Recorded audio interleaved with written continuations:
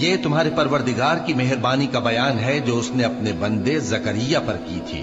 جب انہوں نے اپنے پروردگار کو دبی آواز سے پکارا اور کہا کہ اے میرے پروردگار، میری ہڈیاں بڑھاپے کے سبب کمزور ہو گئی ہیں اور سر سفید بالوں کی وجہ سے چمکنے لگا ہے، اور اے میرے پروردگار، میں تجھ سے مانگ کر کبھی محروم نہیں رہا، اور میں اپنے بعد اپنے بھائی بندوں سے ڈرتا ہوں، اور میری بیوی بانجھ ہے، پھر بھی مجھے اپنے پاس سے ایک وارث عطا فرما جو میری اور اولاد یعقوب کی میراث کا مالک ہو، اور اے میرے پروردگار، اس کو خوش اخلاق بنائیو۔ فرمایا اے زکریا،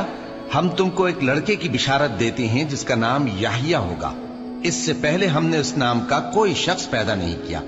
انہوں نے کہا کہ پروردگار، میرے ہاں کس طرح لڑکا ہوگا جبکہ میری بیوی بانجھ ہے اور میں بڑھاپے کی اس حالت کو پہنچ گیا کہ سوکھ گیا ہوں؟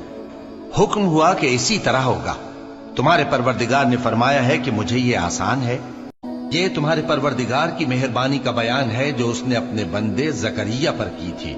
جب انہوں نے اپنے پروردگار کو دبی آواز سے پکارا اور کہا کہ اے میرے پروردگار، میری ہڈیاں بڑھاپے کے سبب کمزور ہو گئی ہیں اور سر سفید بالوں کی وجہ سے چمکنے لگا ہے، اور اے میرے پروردگار، میں تجھ سے مانگ کر کبھی محروم نہیں رہا، اور میں اپنے بعد اپنے بھائی بندوں سے ڈرتا ہوں، اور میری بیوی بانجھ ہے، پھر بھی مجھے اپنے پاس سے ایک وارث عطا فرما جو میری اور اولاد یعقوب کی میراث کا مالک ہو، اور اے میرے پروردگار، اس کو خوش اخلاق بنائیو۔ فرمایا اے زکریا،